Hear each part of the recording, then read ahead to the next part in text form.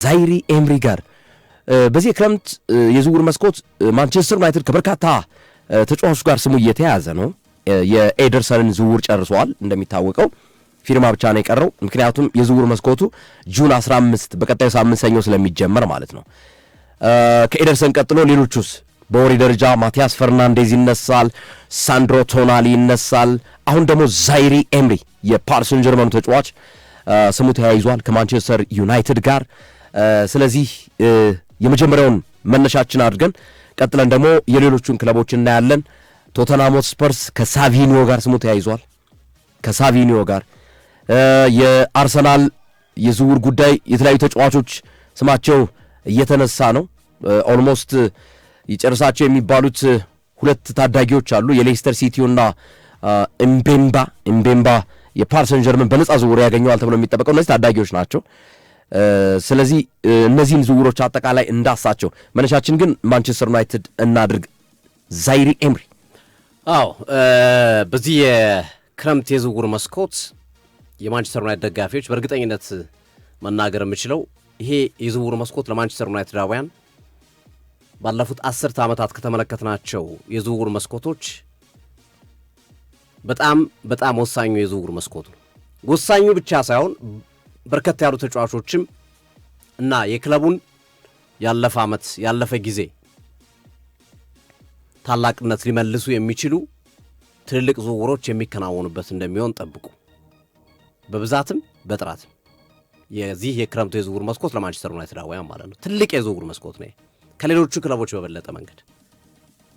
ምክንያቱም ማንቸስተር ዩናይትድ ወሳኝ የሚባል ታሪካዊ መታጠፊያ ላይ ነው ያለው። አሁን ያለበት ሁኔታ ጥሩ ጠንካራ ሆኖ የመጣባቸው ቦታዎች አሉ። አሁን ከዚህ በፊት በነበሩት የጆዜ ሞሪኒዮ ቡድን፣ የሮብን አሞሪም ቡድን ነው፣ የኦሊ ጉናር ሶልሻየር ቡድን፣ የራልፍ ራኒክ ቡድን ያን ከፈርጉሰን በኋላ ዴቪድ ሞይስን ጨምሮ በመጡት ቡድኖች ውስጥ ማንቸስተር ዩናይትድን ጥንካሬውን ማግኘት ትቸገር ነበረ። ዛሬ አጥቂው በጣም ምርጥ ነው ስትል ነገ ዜሮ ገብቶ ታገኘዋል። አማካኙ ይገርማል ስትል ከነገ ወዲያ ዜሮ ሆኖ ታገኘዋል። ተከላካዩ ስትል እንዲህ እያለ ሄደ። በየጊዜው እንዲሁም የነበረውን ጥንካሬ እያጣ የመጣ ቡድን ነበር ማንቸስተር ዩናይትድ። አሁን ላይ ግን ማንቸስተር ዩናይትድ የቀደመ ጥንካሬዎችን እያገኘባቸው የመጡ ቦታዎች አሉ። ለምሳሌ አጥቂ መስመሩ ላይ ኩኛም፣ ቡሞ፣ አማድ፣ ሼሽኮ፣ ብሩኖ ፈርናንዴዝ ማንቸስተር ዩናይትድ ይሄ ከዚህ ቀደም የነበረው አይነት በነ ክርስቲያኖ ሮናልዶ፣ በነ ናኒ፣ በነ ራያን ጊግስ፣ በነ ፖል ስኮልስ የምናውቀው ማንቸስተር ዩናይትድን በእነዚህ ተጫዋቾች ውስጥ በተወሰነ መንገድ ትመለከታለህ። ሙሉ በሙሉ ባይሆን ተስፋ የሚሰጥ ነው። በቀጣይ ዓመታቶች ወደዛ ሌብል ማደግ የሚችል በተለይ ብሩኖ ፈርናንዴዝ ምንም ጥያቄ በሌለው መንገድ ሃይ ሌብል ተጫዋች ነው። ስለዚህ ይሄ የዝውውር መስኮት ላይ የሚሰሯቸው ዝውውሮች ማንቸስተር ዩናይትዶች አሁን ያላቸውን ጥንካሬ ይበልጥ የሚያሳድግና ወደ ሌላ ሌብል ከፍ ወዳለ ሌብል ሊያመጣ የሚችል እንደሆነ ያስባሉ፣ ያውቃሉ፣ ይረዳሉ። ስለዚህ እዚህ ቦታ ላይ ጠንካራ ስራ በዝውውር መስኮቱ መስራት ይኖርባቸዋል። ለዛ ነው ስማቸው ከበርካታ ተጫዋቾች ጋር ማንቸስተር ዩናይትዶች ተለጥቶ እየተያዘ ያለው። በትንሹ 5-6 ተጫዋች የሚያስፈርሙበት እድል ይኖራል ማንቸስተር ዩናይትዶች ትልልቅ እስከ 3 ተጫዋቾች ድረስ። ከዛ ባለፈ አጋዥ የሚሆኑ 2-3 ተጫዋቾችን በድምሩ 6-7 ተጫዋቾችን በዚህ የክረምት የዝውውር መስኮት ማንቸስተር ዩናይትድ በትልቁ ሊያዘዋውርባቸው የሚችሉባቸው ጊዜያቶች ናቸው። ለዛ ነው አድማሱ እየሰፋ ከተለያዩ ስሞች ጋር እየተያዘ የሚገኘው። ዛሬ አሁን ማንቸስተር ዩናይትድ በትልቁ ስሙ እየተያዘ ያለው ከክርስቲያን ሮሜሮና ከዛይሪ ኤሜሪ ጋር ነው። ደግሞ የሚያስፈልጉት እነዚህ ቦታዎች ናቸው። የሚገርመኝ ነገር ጠቃሚ ናቸው። በጣም ጠቃሚ ተከላካይና አማካይ በጣም ወሳኝ ነው። ማንቸስተር ዩናይትድ አጥቂውን ባያስፈርም ይሻላል። አጥቂማ ምርጥ ነው ያለው እኮ ማንቸስተር ዩናይትድ የሚያክል አጥቂ እኮ የለም እኮ በጣም ጥራት አለው። በዚህ ሂደት ውስጥ ዛይሪ ኤሜሪ ከማንቸስተር ዩናይትድ ጋር የተያዘበትን ሂደት እንመልከት። ዛይሪ ኤሜሪ በዘንድሮው ውድድር ዓመት የፋቢያን ሩይዝ መጎዳት እንጂ ይህን ያህል ዕድል ማግኘት አይችልም ነበር። ምክንያቱም ፋቢያን ሩይዝ ካለ ዛይር ኤመሪ ተቀያሪ ወንበር ላይ ነው የሚቀመጠው። አምና አመቱን ሙሉ ተቀያሪ ወንበር ላይ ነው ያሳለፈው ዛይር ኤመሪ። ዘንድሮ ፋቢያን ሩይዝ በመጎዳቱ ምክንያት በሻምፒዮንስ ሊጉም በሀገሬውም ሊግ ጨዋታዎች ላይ በተደጋጋሚ ተመልክተነዋል ዛይር ኤመሪን ካለፈው ዓመት በተሻለ መንገድ። ግን ቀጣይ ዓመት ቦታውን ስለማስጠበቁ እርግጠኛ አይደለም ዛይር ኤመሪ። ፋቢያን ሩይዝ አገግሟል። ለምሳሌ በፍጻሜው ጨዋታ ላይ እስከ ፍጻሜው ዛይር ኤመሪ ይዞ መጥቶ ፍጻሜው ጨዋታ ላይ የተጠቀሙት ፋቢያን ሩይዝን ነው፣ ፊት ስለሆነላቸው አሰልጣኝ ሉዊስ ኤንሪኬ። ይሄ ተጫዋች ወይ ፋቢያን ሩይዝ ለቆ ቦታውን ማግኘት ካልቻለ ፋቢያን ሩይዝ ባለበት ቦታ ለመጫወት እንደማይችል ያውቃል።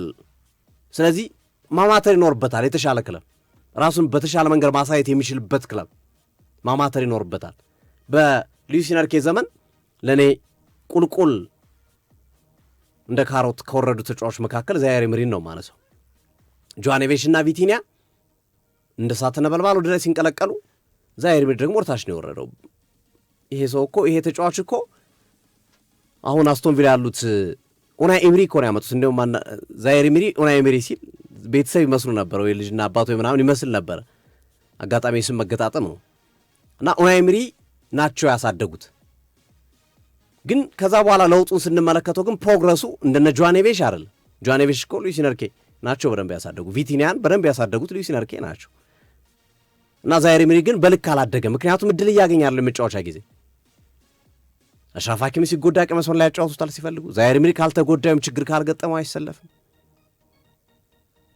ስለዚህ በእነዚህ ሁኔታዎች ውስጥ ያለ ተጫዋች ነው። ተስፋው እርግጠኛ አይደለም በፓሪስ ሴን ጀርመን በቂ ዕድል የማግኘቱ ጉዳይ። ቀጣይ ዓመት ፋቢያን ሩይዝ ከተመለሰ ማንቸስተር ዩናይትድ ይህንንም ይረዳል። ስለዚህ አጠቃለለ አማራጮቹን ያሰፋል። ማንቸስተር ዩናይትድ አማካይ ከሚፈልጋቸው ተጫዋቾች መካከል ሳንድሮ ቶናሊ፣ ኤሊዮት አንደርሰን፣ ባሌባ እያልን በርካታ ተጫዋቾችን እየገለጽን እንገኛለን። አሁን ኡናይ ኤመሪ ተጨምሯል። ማንቸስተር ዩናይትድ እያየው ነው የኡናይ ኤመሪን ጉዳይ መዳሰስ ጀምሯል፣ ማየት ጀምሯል። ማንቸስተር ዩናይትድ ምን ያህል ያዋጣ ላያዋጣ የሚለውን ጉዳይ። ሌላው አዲስ ስም ኢስፖሲቶ ነው። በኢንተር ሚላን የሚገኝ ወጣት የአጥቂ መስመር ተጫዋች ነው።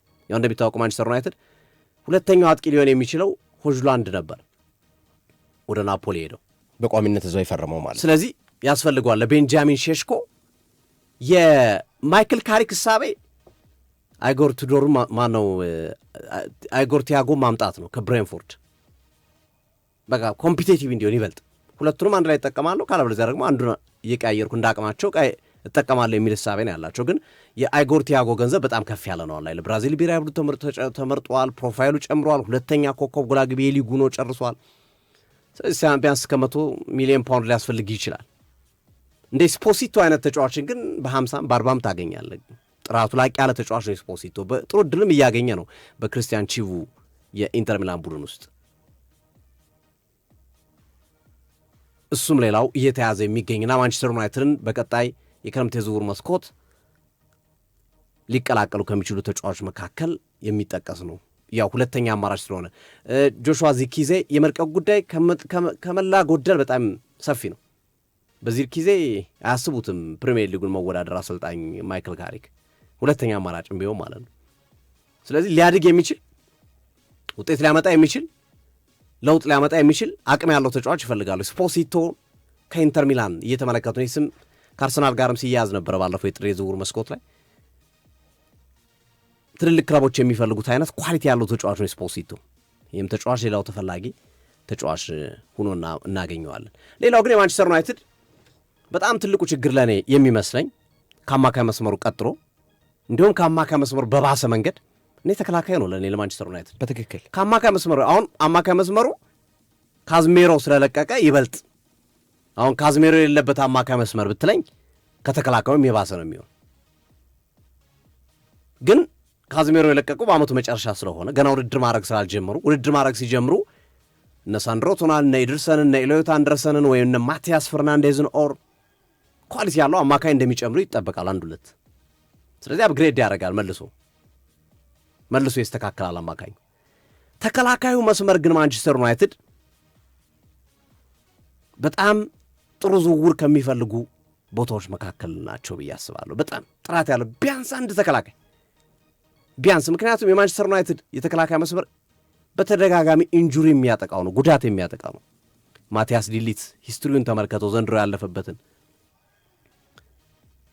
ሉክ ሾው፣ ሃሪ ማጉየር፣ ናስር ሞዝራዊ፣ ዲኮ ዳሎን ብቻ ነው ኮንስታንትን የሚጫወቱ። ሉክ ሾው የዘንድሮን ተውት፣ ከዘንድሮ በፊት ያለውን ይዩት። ሉክ ሾው እሱም ኮንትራቱ ዘንድሮ ስለሚጠናቀቅ የመልቀቅ ጉዳይ ካላራዘሙ ዘንድሮ ያሳየው አቋም በጣም ምርጥ ስለሆነ ካልሸወዳቸው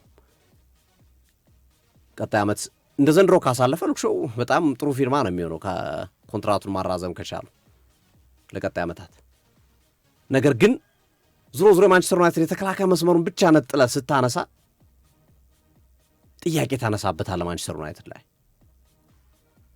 ጥገናዊ ለውጥ ሳይሆን ሜጀር የሚባል ሳይኒንግ ያስፈልገዋል። የ100 ሚሊዮን የ80 ሚሊዮን ፓውንድ ተጫዋች ያስፈልጋል። ቢያንስ አንድ ደንደን ያለ ተከላካዩን የሚያግዝ ግብ ጠባቂው ሰንላሜንስ በጣም ምርጥ ስለሆነ ለሰንላሜንስ አጋዥ የሚሆን ተከላካይ ደግሞ ብትጨምርለት ይበልጥ የክሊንሺት ቁጥራቸውን ጨዋታ ገሎ የመውጣት በአንድ ጎል በመሳሰሉ ነገር ይዞ የመውጣት እድላቸውን ልታሰፋ ትችላል። ማንቸስተር ዩናይትድ ዘንድሮ ኳይቶ ከሆነ ያገባል ይገባበታል። ኳሊቲው አጥቂው ላይ ነው፣ ክፍተቱ ተከላካዩ ላይ ነው።